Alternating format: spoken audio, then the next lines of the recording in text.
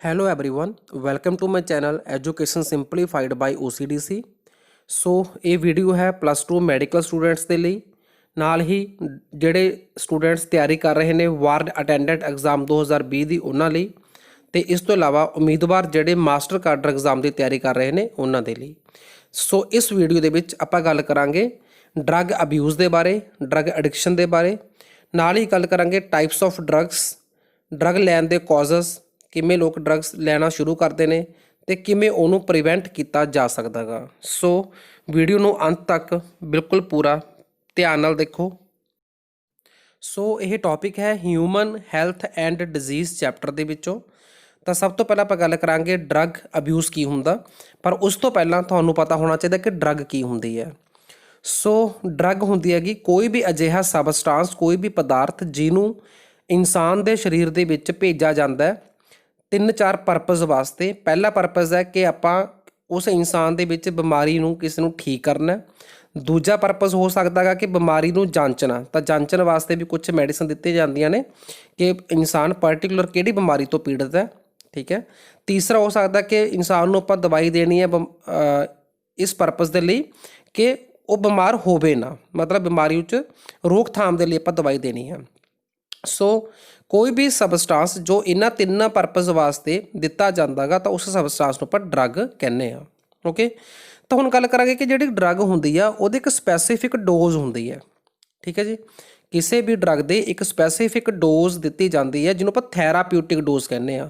ਮੰਨ ਲਓ ਜਿਵੇਂ ਆਪਾਂ ਐਗਜ਼ਾਮਪਲ ਲੈ ਲਈਏ ਪੈਰਾਸੀਟਾਮੋਲ, ਤਾਂ ਪੈਰਾਸੀਟਾਮੋਲ ਦੀ ਜੇ ਇਕੱਲੀ ਪੈਰਾਸੀਟਾਮੋਲ ਲੈਂਦੇ ਆਪਾਂ ਤਾਂ ਉਹਦੀ ਡੋਜ਼ 650 ਮਿਲੀਗ੍ਰਾਮ ਹੁੰਦੀ ਆ, ਠੀਕ ਹੈ ਜੀ, ਇੱਕ ਟਾਈਮ ਦੇ ਉੱਪਰ।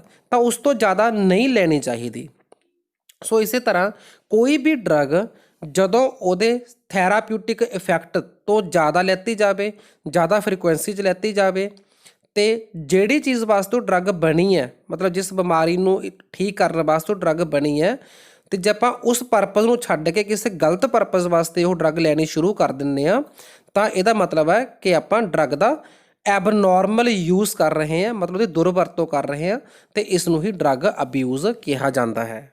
ਸੋ ਨੈਕਸਟ ਹੈ ਕਿ ਕਿਹੜੀਆਂ ਡਰੱਗਸ ਜਿਹੜੀਆਂ ਹੈਗੀਆਂ ਜਿਨ੍ਹਾਂ ਦਾ ਕਾਮਨ ਦੁਰਵਰਤੋਂ ਕੀਤੀ ਜਾਂਦੀ ਹੈ, ਤਾਂ ਉਹਦੇ 'ਚ ਐਗਜ਼ਾਮਪਲ ਮਤਲਬ ਉਦਾਹਰਨਾਂ ਨੇ ਓਪੋਵਾਈਡ, ਮਤਲਬ ਅਫੀਮ ਜਾਂ ਅਫੀਮ ਤੋਂ ਬਣੀਆਂ ਹੋਈਆਂ ਡਰੱਗਸ, ਕੈਨਾਬੀਨੋਇਡ, ਕੋਕੋਆ ਅਲਕਾਲੋਇਡ, ਬਾਰਬਿਚੂਰੇਟ, ਐਮਫੀਟਾਮਾਈਨ ਤੇ LSD ਤੋਂ ਭਾਵ ਹੈ ਲਿਸਰਜਿਕ ਐਸਿਡ ਡਾਈਇਥਾਈਲ ਅਮਾਈਡ। ਸੋ ਇਹ ਕਾਮਨਲੀ ਯੂਜ਼ ਕੀਤੀਆਂ ਜਾਂਦੀਆਂ ਡਰੱਗਸ ਨੇ ਜਿਨ੍ਹਾਂ ਦੀ ਦੁਰਵਰਤੋਂ ਹੁੰਦੀ ਹੈ, ਮਤਲਬ ਨਸ਼ੇ ਦੇ ਤੌਰ 'ਤੇ ਇਹ ਡਰੱਗਸ ਯੂਜ਼ ਕੀਤੀਆਂ ਜਾਂਦੀਆਂ ਨੇ।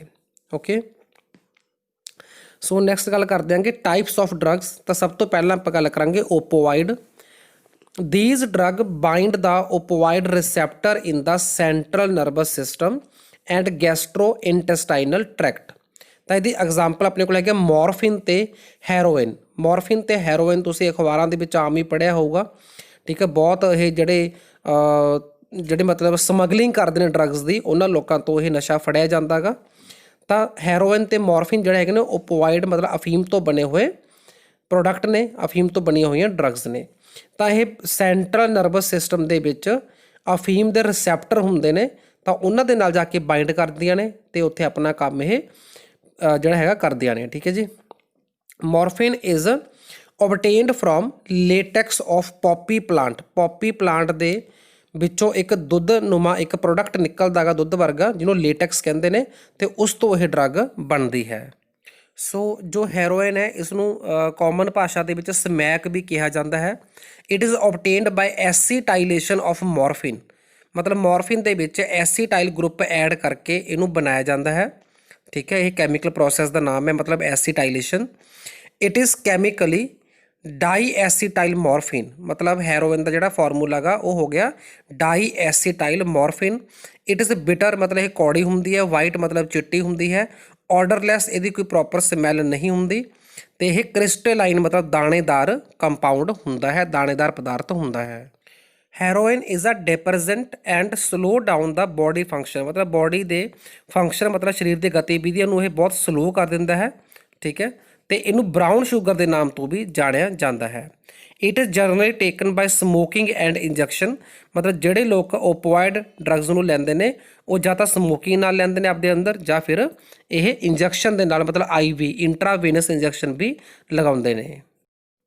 ਸੋ ਇਸ ਇਮੇਜ ਦੇ ਵਿੱਚ ਤੁਸੀਂ ਦੇਖ ਸਕਦੇ ਹੋ chemical structure of morphine, chemical formula ਦਾ ਕੀ ਹੈਗਾ, ਮਤਲਬ ਸਟਰਕਚਰ ਕੀ ਹੈਗੀ। ਤੇ ਨਾਲ ਹੀ ਤੁਸੀਂ ਦੇਖ ਪਾ ਰਹੇ ਹੋ ਓਪੀਅਮ ਜਿਹੜਾ ਪਲਾਂਟ ਹੈ ਜਿੱਥੋਂ ਮਿਲਦੀ ਆਪਾਂ ਨੂੰ, ਜਿਹਨੂੰ ਪੌਪੀ ਪਲਾਂਟ ਕਿਹਾ ਜਾਂਦਾ, ਤਾਂ ਉਹਦੀ ਵੀ ਤੁਸੀਂ ਪਹਿਚਾਣ ਇਸ ਤੋਂ ਕਰ ਸਕਦੇ ਹੋ। ਅਗਲੀ ਟਾਈਪ ਆਪਣੀ ਡਰੱਗ ਦੀ ਆਉਂਦੀ ਹੈ cannabinoid. These are group of chemicals which interact with cannabinoid receptor present mainly in the brain, ਮਤਲਬ ਇਸ ਡਰੱਗ ਦੇ ਰਿਸੈਪਟਰ ਵੀ ਆਪਣੇ ਬ੍ਰੇਨ ਦੇ ਵਿੱਚ ਪ੍ਰੈਜ਼ੈਂਟ ਹੁੰਦੇ ਨੇ।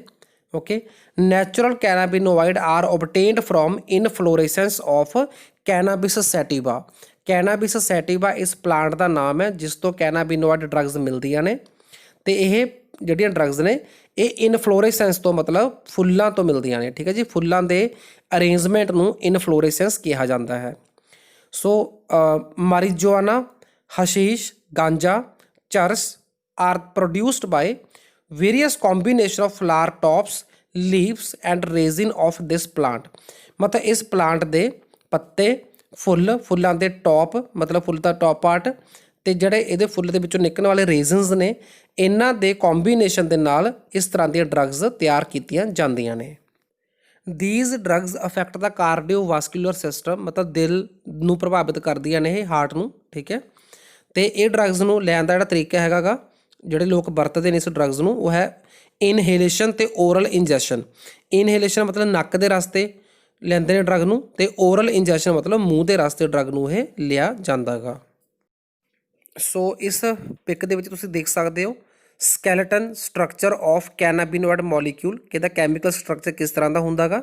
ਤੇ ਨਾਲ ਹੀ ਤੁਸੀਂ ਦੇਖ ਸਕਦੇ ਹੋ ਲੀਵਸ ਆਫ ਕੈਨਾਬਿਸ ਸੈਟਿਵਾ, ਕਿ ਇਸ ਪਲਾਂਟ ਦੇ ਪੱਤੇ ਕਿਸ ਤਰ੍ਹਾਂ ਦਿਖਦੇ ਨੇ।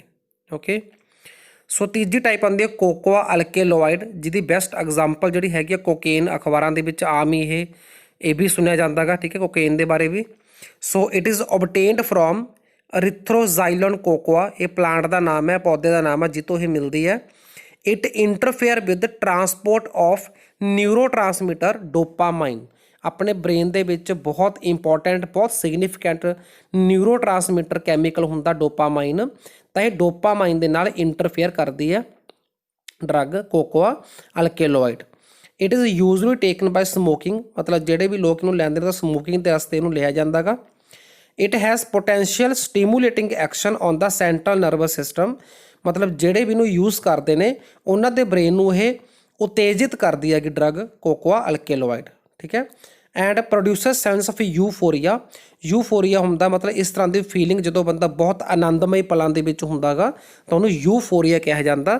ਤਾਂ ਇਹ ਡਰੱਗ ਲੈਣ ਤੋਂ ਬਾਅਦ ਕੁਝ ਲੋਕ ਯੂਫੋਰਿਕ ਕੰਡੀਸ਼ਨ ਦੇ ਵਿੱਚ ਚਲੇ ਜਾਂਦੇ ਨੇ, ਮਤਲਬ ਆਨੰਦਮਈ ਪਲਾਂ ਦੇ ਵਿੱਚ ਚਲੇ ਜਾਂਦੇ ਨੇ। ਨੈਕਸਟ ਹੈ ਕਿ ਇਸ ਦੀ ਐਕਸੈਸਿਵ ਡੋਜ਼, ਜ਼ਿਆਦਾ ਕੁਆਂਟਿਟੀ ਵਿੱਚ ਇਹਦੀ ਡੋਜ਼ ਲੈਣ ਦੇ ਨਾਲ ਹੈਲੂਸੀਨੇਸ਼ਨ ਵੀ ਹੋ ਜਾਂਦੀਆਂ ਨੇ। ਹੈਲੂਸੀਨੇਸ਼ਨ ਦਾ ਮਤਲਬ ਹੁੰਦਾ ਜਦੋਂ ਬੰਦਾ ਜਿਹੜਾ ਹੈਗਾ ਉਹ ਰੀਅਲ ਜ਼ਿੰਦਗੀ ਤੋਂ ਦੂਰ ਚਲਾ ਜਾਂਦਾ ਗਾ। ਠੀਕ ਹੈ, ਕਲਪਨਾ ਦੇ ਵਿੱਚ ਆ ਜਾਂਦਾ ਗਾ, ਤਾਂ ਉਹਨੂੰ ਹੈਲੂਸੀਨੇਸ਼ਨ ਕਿਹਾ ਜਾਂਦਾ ਗਾ। ਨੈਕਸਟ ਆਪਣੀ ਡਰੱਗ ਦੀ ਟਾਈਪ ਹੈ ਹੈਲੂਸੀਨੋਜਨਸ। ਤਾਂ ਇਹ ਡਰੱਗਸ ਕੀ ਹੁੰਦੀਆਂ ਨੇ, they produce sense of see sound and hear colour, ਮਤਲਬ ਇਹ ਡਰੱਗਸ ਇਸ ਤਰ੍ਹਾਂ ਦਾ ਪ੍ਰਭਾਵ ਪਾਉਂਦੀਆਂ ਨੇ ਬ੍ਰੇਨ ਦੇ ਉੱਪਰ ਕਿ ਯੂਜ਼ ਕਰਨ ਵਾਲੇ ਇਨਸਾਨ ਨੂੰ ਜਿਹੜੇ ਰੰਗ ਨੇ ਉਹ ਸੁਣਨ ਲੱਗ ਜਾਂਦੇ ਨੇ, ਤੇ ਜਿਹੜੀ ਸਾਊਂਡ ਆ ਉਹ ਦੇਖਣ ਲੱਗ ਜਾਂਦੀ ਹੈ। ਮਤਲਬ ਕਾਲਪਨਿਕ ਜ਼ਿੰਦਗੀ ਦੇ ਵਿੱਚ ਪਰਸਨ ਚਲਾ ਜਾਂਦਾ, ਕਾਲਪਨਿਕ ਅਵਸਥਾ ਦੇ ਵਿੱਚ ਚਲਾ ਜਾਂਦਾ, ਤਾਂ ਉਹਨੂੰ ਰਿਐਲਿਟੀ ਤੋਂ ਜਿਹੜਾ ਹੈਗਾ ਉਹ ਟੁੱਟ ਜਾਂਦਾ ਗਾ। Product from the plants like atropa belladonna and datura. ਤਾਂ ਅਟਰੋਪਾ ਬੈਲਾਡੋਨਾ ਇੱਕ ਪੌਦੇ ਦਾ ਨਾਮ ਹੈ, ਦਤੂਰਾ ਵੀ ਪੌਦੇ ਦਾ ਨਾਮ ਹੈ। ਤਾਂ ਇਹਨਾਂ ਤੋਂ ਮਿਲਣ ਵਾਲੇ ਜਿਹੜੇ ਪ੍ਰੋਡਕਟ ਨੇ ਉਹ ਇਸ ਕੈਟਾਗਰੀ ਦੇ ਡਰੱਗਸ ਦੇ ਵਿੱਚ ਆਉਂਦੇ ਨੇ। ਠੀਕ ਹੈ ਜੀ, ਤੇ ਨਾਲ ਹੈ LSD lysergic acid diethylamide. It is obtained from the fungus, ਇੱਕ ਫੰਜਾਈ ਤੋਂ ਮਿਲਦਾ ਗਾ ਜਿਹਦਾ ਨਾਮ ਹੈ ਕਲੈਬੀਸੈਪਸ ਪਰਪਿਊਰੀਆ। ਤਾਂ ਇਹ ਡਰੱਗ ਵੀ ਇਸੇ ਕੈਟਾਗਰੀ ਦੇ ਵਿੱਚ ਆਉਂਦੀ ਹੈ। ਸੋ ਇਸੇ ਇਮੇਜ ਦੇ ਵਿੱਚ ਤੁਸੀਂ ਫੰਗਸ, ਕਲੈਬੀਸੈਪਸ ਪਰਪਿਊਰੀਆ ਤੇ ਦਤੂਰਾ ਜਿਹੜਾ ਫਲਾਰ ਹੈਗਾ ਉਹ ਵੀ ਤੁਸੀਂ ਦੇਖ ਰਹੇ ਹੋ, ਤਾਂ ਇਹਦੀ ਪਹਿਚਾਣ ਵੀ ਕਰ ਸਕਦੇ ਹੋ। ਸੋ ਨੈਕਸਟ ਆਉਂਦਾ ਟੋਬੈਕੋ। ਟੋਬੈਕੋ ਇਜ਼ ਯੂਜ਼ਲੀ ਚਿਊਡ ਔਰ ਸਮੋਕਡ ਔਰ ਯੂਜ਼ਡ ਐਜ ਅ ਸਨਫ, ਮਤਲਬ ਜ਼ਿਆਦਾ ਤੰਬਾਕੂ ਨੂੰ ਚਬਾ ਕੇ ਖਾਇਆ ਜਾਂਦਾ ਹੈ ਜਾਂ ਫਿਰ ਇਹਦੀ ਨੂੰ ਸਮੋਕ ਕੀਤਾ ਜਾਂਦਾ ਹੈ ਤੇ ਜਾਂ ਫਿਰ ਇਹਨੂੰ ਸਨਫ ਮਤਲਬ ਸੁੰਘ ਕੇ ਵੀ ਨੱਕ ਦੇ ਰਸਤੇ ਵੀ ਲਿਆ ਜਾ ਸਕਦਾ ਹੈ। It mainly contain nicotine chemical which is a stimulant and toxin. Stimulant ਮਤਲਬ ਇਹ ਬ੍ਰੇਨ ਨੂੰ ਉਤੇਜਿਤ ਕਰਦਾ ਗਾ ਤੇ ਟੌਕਸਿਨ ਦਾ ਕੰਮ ਵੀ ਇਹ ਕਰਦਾ, ਮਤਲਬ ਇੱਕ ਤਰ੍ਹਾਂ ਦੀ ਜ਼ਹਿਰ ਵੀ ਹੈ। Adrenal gland is stimulated by nicotine to release adrenaline and noradrenaline which increase the blood pressure and the heart rate. ਮਤਲਬ ਜਿਹੜੇ ਵੀ ਲੋਕ ਤੰਬਾਕੂ ਨੂੰ ਖਾਂਦੇ ਨੇ ਕਿਸੇ ਵੀ ਰਸਤੇ ਨਾਲ ਇਹ ਸਰੀਰ ਦੇ ਅੰਦਰ ਲੈ ਕੇ ਜਾਂਦੇ ਨੇ ਕਿਸੇ ਵੀ ਤਰੀਕੇ ਨਾਲ, ਤਾਂ ਜਿਹੜਾ ਇਹ ਟੋਬੈਕੋ ਹੈ ਇਹ ਕਿਡਨੀ ਦੇ ਉੱਪਰ ਮੌਜੂਦ ਇੱਕ ਗਲੈਂਡ ਜਿਹਨੂੰ ਐਡਰੀਨਲ ਗਲੈਂਡ ਕਿਹਾ ਜਾਂਦਾ ਹੈ, ਉਸ ਗਲੈਂਡ ਨੂੰ ਸਟਿਮੂਲੇਟ ਕਰਦੇ ਨੇ ਤੇ ਉਹ ਜਿਹੜੀ ਗਲੈਂਡ ਆ ਉਹ ਅੱਗੇ ਐਡਰੀਨਲਿਨ ਨਾਮ ਦਾ ਹਾਰਮੋਨ ਰਿਲੀਜ਼ ਕਰਦੀ ਹੈ ਔਰ ਇਹ ਹਾਰਮੋਨ ਜਿੰਨਾ ਸਰੀਰ ਦੇ ਅੰਦਰ ਵਧੇਗਾ ਉਨਾ ਬਲੱਡ ਪ੍ਰੈਸ਼ਰ ਵਧੇਗਾ ਤੇ ਬਲੱਡ ਪ੍ਰੈਸ਼ਰ ਵਧਣ ਦੇ ਨਾਲ ਹਾਰਟ ਦੇ ਉੱਪਰ ਜਿਹੜਾ ਨਕਾਰਾਤਮਕ ਪ੍ਰਭਾਵ ਆ ਉਹ ਵੀ ਵੱਧ ਜਾਏਗਾ। ਓਕੇ, ਚਾਂਸਸ ਆਫ ਲੰਗ ਕੈਂਸਰ ਮਤਲਬ ਟੋਬੈਕੋ ਖਾਣ ਵਾਲਿਆਂ ਦੇ ਵਿੱਚ ਜਾਂ ਟੋਬੈਕੋ ਨੂੰ ਨਸ਼ੇ ਤੌਰ ਤੇ ਯੂਜ਼ ਕਰਨ ਵਾਲੇ ਲੋਕਾਂ ਦੇ ਅੰਦਰ ਲੰਗ ਕੈਂਸਰ ਹੋ ਸਕਦਾ, ਬ੍ਰੌਂਕਾਈਟਸ ਹੋ ਸਕਦਾ। ਆਈਟਸ ਮਤਲਬ ਇਨਫਲਾਮੇਸ਼ਨ ਜਿਹਨੂੰ ਆਪਾਂ ਸੋਜ਼ ਕਹਿ ਦਿੰਦੇ ਆ, ਤਾਂ ਮਤਲਬ ਲੰਗਸ ਦਾ ਜਿਹੜਾ ਅੱਗੇ ਡਿਵਾਈਡ ਹੁੰਦਾ ਪਾਰਟ ਬ੍ਰੌਂਕਾਈ, ਤਾਂ ਉਹਦੀ ਇਨਫਲਾਮੇਸ਼ਨ ਹੋ ਸਕਦੀ ਹੈ। ਸੋ ਇਸ ਤੋਂ ਇਲਾਵਾ ਕੋਰੋਨਰੀ ਹਾਰਟ ਡਿਜ਼ੀਜ਼, ਕੋਰੋਨਰੀ ਇੱਕ ਆਰਟਰੀ ਦਾ ਨਾਮ ਹੈ ਜੋ ਹਾਰਟ ਨੂੰ ਬਲੱਡ ਸਪਲਾਈ ਕਰਦੀ ਹੈ, ਤਾਂ ਉਸ ਆਰਟਰੀ ਦੀ ਡਿਜ਼ੀਜ਼ ਹੋ ਸਕਦੀ ਹੈ। ਥਰੋਟ ਮਤਲਬ ਗਲੇ ਦਾ ਕੈਂਸਰ ਹੋ ਸਕਦਾ ਹੈ। ਗੈਸਟ੍ਰਿਕ ਅਲਸਰ ਮਤਲਬ ਪੇਟ ਦੇ ਵਿੱਚ ਜ਼ਖਮ ਹੋ ਸਕਦੇ ਨੇ। ਕੈਂਸਰ ਆਫ ਯੂਰੀਨਰੀ ਬਲੈਡਰ ਜਿੱਥੇ ਯੂਰਿਨ ਸਟੋਰ ਹੁੰਦਾ ਗਾ ਉਸ ਦਾ ਕੈਂਸਰ ਹੋ ਸਕਦਾ ਹੈ। ਸੋ ਇਹ ਸਭ ਟੋਬੈਕੋ ਦੇ ਬਹੁਤ ਬੁਰੇ ਪ੍ਰਭਾਵ ਨੇ। ਠੀਕ ਹੈ, smoking of tobacco also increase carbon monoxide content of the blood. So carbon monoxide blood ਦੇ ਵਿੱਚ ਅਗਰ ਵੱਧ ਜਾਂਦੀ ਹੈ ਤਾਂ ਆਕਸੀਜਨ ਦੀ ਜਿਹੜੀ ਮਾਤਰਾ ਹੈਗੀ ਉਹ ਬਲੱਡ ਵਿੱਚ ਘਟ ਜੂਗੀ ਤੇ ਆਕਸੀਜਨ ਦੀ ਮਾਤਰਾ ਦੇ ਘਟਣ ਨੂੰ ਆਪਾਂ ਹਾਈਪੋਕਸੀਆ ਬੋਲਦੇ ਆ। ਠੀਕ ਹੈ, ਜਿਹਦੇ ਹੋਰ ਵੀ ਬਹੁਤ ਬੁਰੇ ਪ੍ਰਭਾਵ ਸਰੀਰ ਦੇ ਉੱਪਰ ਪੈ ਸਕਦੇ ਨੇ। ਸੋ ਨੈਕਸਟ ਆਪਣਾ ਆਉਂਦਾ ਹੈ ਅਲਕੋਹਲ। ਅਲਕੋਹਲ ਜਿਹਨੂੰ ਆਪਾਂ ਸ਼ਰਾਬ ਕਹਿ ਦਿੰਦੇ ਆ। ਠੀਕ ਹੈ, alcohol is a depressant and affect central nervous system, ਮਤਲਬ ਇਹ ਵੀ ਆਪਣੇ ਬ੍ਰੇਨ ਦੇ ਉੱਪਰ ਬੁਰਾ ਪ੍ਰਭਾਵ ਜਿਹੜਾ ਹੈਗਾ ਉਹ ਪਾਉਂਦਾ ਗਾ। ਤਾਂ ਬ੍ਰੇਨ ਦੇ ਕਿਹੜੇ ਕਿਹੜੇ ਹਿੱਸੇ ਉੱਪਰ ਇਹ ਪ੍ਰਭਾਵ ਪਾ ਸਕਦਾ ਅਲਕੋਹਲ, ਉਹ ਹੈਗਾ ਫਰੰਟਲ ਲੋਬ, ਹਾਈਪੋਥੈਲਮਸ।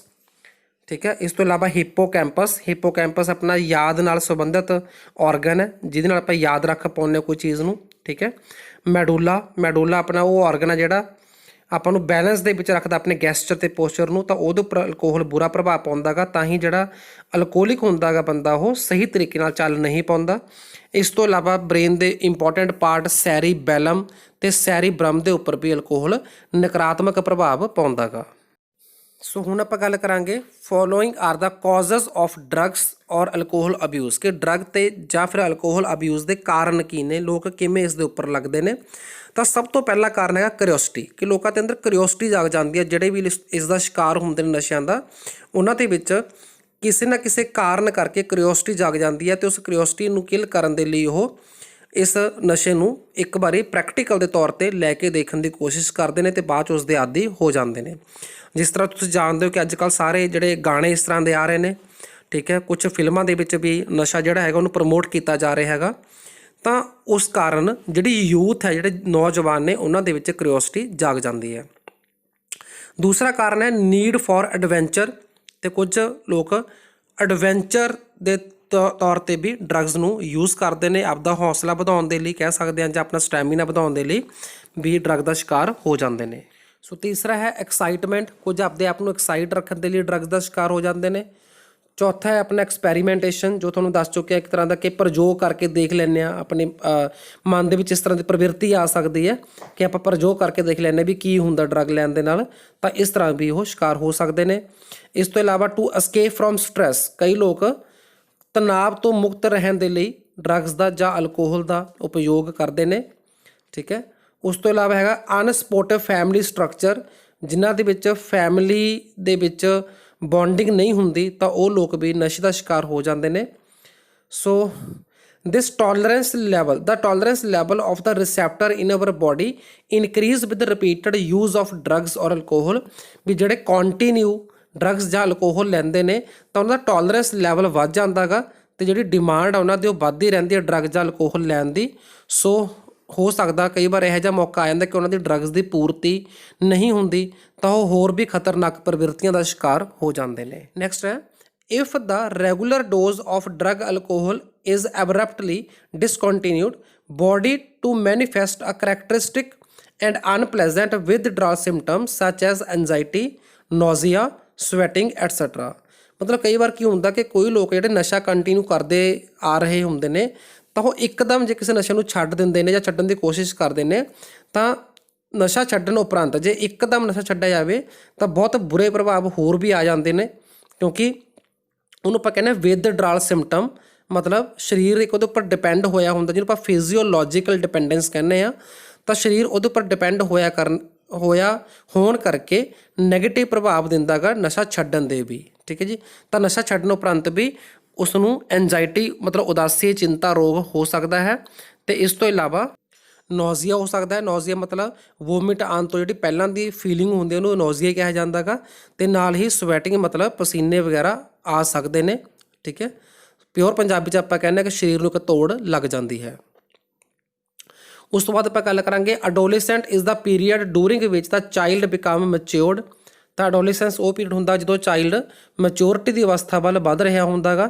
ਤਾਂ 12 ਤੋਂ ਲੈ ਕੇ 18 ਸਾਲ ਤੱਕ ਦੀ ਜਿਹੜੀ ਏਜ ਆ ਇਹ ਅਡੋਲੈਸੈਂਸ ਏਜ ਆਉਂਦੀ ਹੈਗੀ। ਠੀਕ ਹੈ। ਤਾਂ use of alcohol during adolescence can lead to heavy drinking in the adulthood. ਤਾਂ ਜਿਨ੍ਹਾਂ ਨੇ ਜਿਹੜੇ ਬੱਚੇ ਜਿਹੜੇ ਹੈਗੇ ਨੇ ਉਹ ਇਸ ਏਜ ਦੇ ਵਿੱਚ 12 ਤੋਂ 18 ਦੇ ਵਿੱਚ ਹੀ ਸ਼ੁਰੂ ਕਰ ਦਿੰਦੇ ਨੇ ਡਰੱਗਸ ਜਾਂ ਅਲਕੋਹਲ ਲੈਣਾ, ਤਾਂ ਉਹ ਅਡਲਟਹੁੱਡ ਦੇ ਵਿੱਚ ਜਾ ਕੇ ਬਹੁਤ ਜ਼ਿਆਦਾ ਡਰੱਗਿਸਟ ਜਾਂ ਅਲਕੋਹਲਿਕ ਹੋ ਸਕਦੇ ਨੇ। ਹੁਣ ਆਪਾਂ ਗੱਲ ਕਰਾਂਗੇ effect of drugs or alcohol, ਕੀ ਪ੍ਰਭਾਵ ਪੈਂਦੇ ਨੇ। ਪਹਿਲਾਂ ਹੈਗਾ ਰੈਕਲੈਸ ਬਿਹੇਵੀਅਰ, ਮਤਲਬ ਵਰਤਾਵ ਜਿਹੜਾ ਹੈਗਾ ਗਾ ਇਨਸਾਨ ਦਾ ਉਹ ਬਹੁਤ ਬੁਰਾ ਹੋ ਜਾਂਦਾ ਗਾ। ਵਾਇਓਲੈਂਸ ਮਤਲਬ ਹਿੰਸਕ ਹੋ ਜਾਂਦਾ। ਠੀਕ ਹੈ। ਅਤੇ ਉਸ ਤੋਂ ਇਲਾਵਾ excess dose may lead to coma, ਮਤਲਬ ਬਹੁਤ ਜ਼ਿਆਦਾ ਨਸ਼ਾ ਲੈਣ ਦੇ ਨਾਲ ਜਿਹੜਾ ਪਰਸਨ ਜਿਹੜਾ ਨਸ਼ਾ ਯੂਜ਼ ਕਰਦਾ ਉਹ ਕੋਮਾ ਜਾ ਸਕਦਾ, ਉਹਦੀ ਡੈਥ ਹੋ ਸਕਦੀ ਹੈ ਡਿਊ ਟੂ ਸੈਰੀਬਰਲ ਹੈਮਰੇਜ, ਮਤਲਬ ਬ੍ਰੇਨ ਦੇ ਅੰਦਰ ਬਲੀਡਿੰਗ ਹੋਣਾ, ਉਹਨੂੰ ਸੈਰੀਬਰਲ ਹੈਮਰੇਜ ਕਿਹਾ ਜਾਂਦਾ। ਜਾਂ ਫਿਰ ਰੈਸਪੀਰੇਟਰੀ ਮਤਲਬ ਸਾਹ ਪ੍ਰਣਾਲੀ, ਜਾਂ ਫਿਰ ਹਾਰਟ ਫੇਲੀਅਰ ਮਤਲਬ ਹਾਰਟ ਦਾ ਰੁਕ ਜਾਣਾ। ਤਾਂ ਇਹਨਾਂ ਕਾਰਨਾਂ ਕਰਕੇ ਵੀ ਡੈਥ ਹੋ ਸਕਦੀ ਹੈ ਜਿਹੜੇ ਲੋਕ ਜ਼ਿਆਦਾ ਡੋਜ਼ ਡਰੱਗ ਦੀ ਲੈ ਲੈਂਦੇ ਨੇ। ਇਸ ਤੋਂ ਇਲਾਵਾ ਹੈਗਾ death is caused by combination of drugs. ਕੁਝ ਲੋਕ ਡਿਫਰੈਂਟ ਡਰੱਗਸ ਦਾ ਕੰਬੀਨੇਸ਼ਨ ਲੈ ਲੈਂਦੇ ਨੇ ਜਾਂ ਕਿਸੇ ਡਰੱਗ ਦਾ ਨਸ਼ਾ ਕਰਕੇ ਉੱਪਰ ਅਲਕੋਹਲ ਵੀ ਕੰਜ਼ਿਊਮ ਕਰ ਲੈਂਦੇ ਨੇ, ਤਾਂ ਉਹਨਾਂ ਦੀ ਸਡਨ ਡੈਥ ਹੋ ਸਕਦੀ ਹੈ। ਠੀਕ ਹੈ ਜੀ। ਤਾਂ ਇਸ ਤਰ੍ਹਾਂ ਦੇ ਪਰਸਨ ਇਨਫੈਕਸ਼ੀਅਸ ਲਾਈਕ ਏਡਸ, ਇਸ ਤਰ੍ਹਾਂ ਦੀ ਬਿਮਾਰੀਆਂ, ਹੈਪਾਟਾਈਟਸ ਵਰਗੇ ਬਿਮਾਰੀਆਂ ਦਾ ਸ਼ਿਕਾਰ ਵੀ ਹੋ ਸਕਦੇ ਨੇ। ਅਤੇ ਨਾਲ ਹੀ ਕ੍ਰਿਓਨਿਕ ਯੂਜ਼ ਮਤਲਬ ਲੰਬੇ ਸਮੇਂ ਤੋਂ ਡਰੱਗਸ ਜਾਂ ਅਲਕੋਹਲ ਦਾ ਯੂਜ਼ ਕਰਨ ਵਾਲਿਆਂ ਦੇ ਵਿੱਚ ਸੈਂਟਰਲ ਨਰਵਸ ਸਿਸਟਮ ਜਾਂ ਲਿਵਰ ਦੋਨੋਂ ਇਹ ਡੈਮੇਜ ਵੀ ਹੋ ਸਕਦੇ ਨੇ। ਓਕੇ ਜੀ। ਤਾਂ ਹੁਣ ਗੱਲ ਕਰਾਂਗੇ ਆਪਾਂ most common warning signal of drug alcohol abuse. ਕਿਹੜੇ ਕਿਹੜੇ ਸਿਗਨਲ ਹੁੰਦੇ ਜਿਹਤੋਂ ਪਤਾ ਲੱਗ ਜਾਂਦਾ, ਸੰਕੇਤ ਮਿਲ ਜਾਂਦਾ ਕਿ ਪਰਸਨ ਜਿਹੜਾ ਹੈਗਾ ਉਹ ਨਸ਼ੇ ਦਾ ਸ਼ਿਕਾਰ ਹੋ ਚੁੱਕਿਆ ਹੈਗਾ। ਪਹਿਲਾ ਹੈਗਾ ਡਰੋਪ ਇਨ ਐਕੈਡੈਮਿਕ ਪਰਫੋਰਮੈਂਸ, ਕਿ ਜੇ ਕੋਈ ਸਟੂਡੈਂਟ ਹੈ ਤਾਂ ਉਹਦੀ ਜਿਹੜੀ ਐਕੈਡੈਮਿਕ ਪਰਫੋਰਮੈਂਸ ਆ, ਜਿਹੜੀ ਉਹ ਪੜ੍ਹਾਈ ਦੇ ਵਿੱਚ ਉਹਦੀ ਮਤਲਬ ਕਿਸ ਤਰ੍ਹਾਂ ਦੀ ਉਹ ਮਾਰਕਸ ਵਗੈਰਾ ਲੈ ਰਿਹਾ ਸੀ, ਕਿਸ ਤਰ੍ਹਾਂ ਦੀ ਉਹਦੀ ਅਚੀਵਮੈਂਟ ਸੀਗੀਆਂ, ਤਾਂ ਉਹ ਅਚੀਵਮੈਂਟ ਡਾਊਨ ਆਉਣੀਆਂ ਸ਼ੁਰੂ ਹੋ ਜਾਂਦੀਆਂ ਨੇ, ਘਟਣੀਆਂ ਸ਼ੁਰੂ ਹੋ ਜਾਂਦੀਆਂ ਨੇ। ਦੂਜਾ ਹੈ lack of interest in the personal hygiene, ਉਹ ਆਪਦੀ ਨਿੱਜੀ ਸਾਫ ਸਫਾਈ ਵਿੱਚ ਧਿਆਨ ਨਹੀਂ ਦਿੰਦਾ, ਰੁਚੀ ਨਹੀਂ ਦਿੰਦਾ। ਠੀਕ ਹੈ। Withdrawal and isolation from the family, ਕਿ ਉਹ ਆਪਦੇ ਪਰਿਵਾਰ ਤੋਂ ਅਤੇ ਆਪਦੇ ਫਰੈਂਡ ਸਰਕਲ 'ਚੋਂ ਕੱਟਿਆ ਮਹਿਸੂਸ ਕਰਨਾ ਸ਼ੁਰੂ ਕਰ ਦਿੰਦਾ ਹੈ, ਅਲੱਗ ਰਹਿਣਾ ਸ਼ੁਰੂ ਕਰ ਦਿੰਦਾ ਹੈ। ਤਾਂ ਇਹ ਪਰਿਵਾਰਕ ਮੈਂਬਰਾਂ ਦੇ ਲਈ ਇੱਕ ਸੰਕੇਤ ਹੈ ਕਿ ਉਹ ਬੱਚਾ ਜਿਹੜਾ ਹੈਗਾ ਉਹ ਡਰੱਗ ਦਾ ਜਾਂ ਕਿਸੇ ਵੀ ਹੋਰ ਨਸ਼ੇ ਦਾ ਸ਼ਿਕਾਰ ਹੋ ਚੁੱਕਿਆ ਹੈ। ਇਸ ਤੋਂ ਇਲਾਵਾ ਅਗਰੈਸਿਵ ਬਿਹੇਵੀਅਰ ਹੋ ਸਕਦਾ ਹੈਗਾ। ਠੀਕ ਹੈ। Lack of interest in the hobbies, ਇਹ ਜਿਹੜੇ ਵਧੀਆ ਹੌਬੀਜ਼ ਹੁੰਦੀਆਂ ਨੇ ਉਹ ਇੰਟਰਸਟ ਉਹਦਾ ਘੱਟ ਸਕਦਾ ਉਹਦੇ ਵਿੱਚ। ਉਸ ਵਿੱਚ ਸਲੀਪਿੰਗ ਮਤਲਬ ਸੌਣ ਦਾ ਤਰੀਕਾ ਅਤੇ ਈਟਿੰਗ ਹੈਬਿਟ ਮਤਲਬ ਖਾਣ ਦੀਆਂ ਆਦਤਾਂ ਵਿੱਚ ਵੀ ਨਕਾਰਾਤਮਕ ਬਦਲਾਵ ਆ ਸਕਦਾ ਹੈ। ਓਕੇ। ਹੁਣ ਗੱਲ ਕਰਾਂਗੇ misuse of anabolic steroid causes the following in female. ਕੁਝ ਲੋਕ ਮਤਲਬ ਆਪਾਂ ਗੱਲ ਕਰੀਏ ਜਿਵੇਂ ਜਿੰਮ ਵਗੈਰਾ ਜਿਹੜੇ ਜਾਂਦੇ ਨੇ ਤਾਂ ਉਹ ਸਟੀਰੋਇਡ ਦਾ ਬਹੁਤ ਜ਼ਿਆਦਾ ਮਿਸਯੂਜ਼ ਕਰਦੇ ਨੇ। ਤਾਂ ਫੀਮੇਲ ਦੇ ਵਿੱਚ ਸਟੀਰੋਇਡ ਦੇ ਮਿਸਯੂਜ਼ ਦੇ ਕੀ ਅਸਰ ਦੇਖਣ ਨੂੰ ਮਿਲਦੇ ਨੇ। ਪਹਿਲਾ ਹੈ ਮੈਸਕੂਲਾਈਨੇਸ਼ਨ, ਮਤਲਬ ਮੈਸਕੂਲਾਈਨੇਸ਼ਨ ਦਾ ਮਤਲਬ ਹੁੰਦਾ ਕਿ ਮੇਲ ਦੇ ਕਰੈਕਟਰ, ਮਰਦਾਂ ਦੇ ਕਰੈਕਟਰ ਫੀਮੇਲ ਦੇ ਵਿੱਚ ਆਉਣੇ ਸ਼ੁਰੂ ਹੋ ਜਾਣਗੇ ਜਿੰਨਾ ਫੀਮੇਲ ਦੇ ਵਿੱਚ ਸਟੀਰੋਇਡ ਦੀ ਮਾਤਰਾ ਜ਼ਿਆਦਾ ਹੋ ਜਾਵੇਗੀ। ਠੀਕ ਹੈ। ਫੀਮੇਲ ਜ਼ਿਆਦਾ ਅਗਰੈਸਿਵ ਹੋ ਸਕਦੀ ਹੈ, ਮੂਡ ਸਵਿੰਗ ਹੋ ਸਕਦੇ ਨੇ ਫੀਮੇਲ ਦੇ ਅੰਦਰ, ਐਬਨੋਰਮਲ ਮੈਸਟਰੋਸਾਈਕਲ ਜਿਹੜਾ ਮਾਸਿਕ ਧਰਮ ਜਿਹੜਾ ਹੁੰਦਾ ਗਾ ਤਾਂ ਉਹਦੇ ਵਿੱਚ ਨਕਾਰਾਤਮਕ ਚੇਂਜਸ ਆ ਸਕਦੀਆਂ ਨੇ।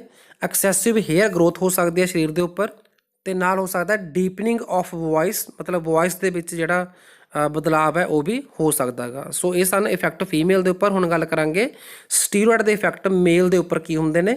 ਤਾਂ ਮੇਲ ਦੇ ਵਿੱਚ ਐਕਨੇ ਹੋ ਸਕਦੇ ਨੇ ਸਕਿਨ ਦੇ ਉੱਪਰ, ਮੁਹਾਸੇ ਜਿਹਨੂੰ ਕਹਿ ਦਿੰਦੇ ਇੱਕ ਤਰ੍ਹਾਂ, ਠੀਕ ਹੈ। ਇਨਕਰੀਜ਼ਡ ਅਗਰੈਸਿਵਨੈਸ, ਮਤਲਬ ਮੇਲ ਹਿੰਸਕ ਜ਼ਿਆਦਾ ਹੋ ਸਕਦਾ ਹੈ, ਜਾਂ ਫਿਰ ਡਿਪਰੈਸ਼ਨ ਹੋ ਸਕਦਾ ਉਸ ਨੂੰ।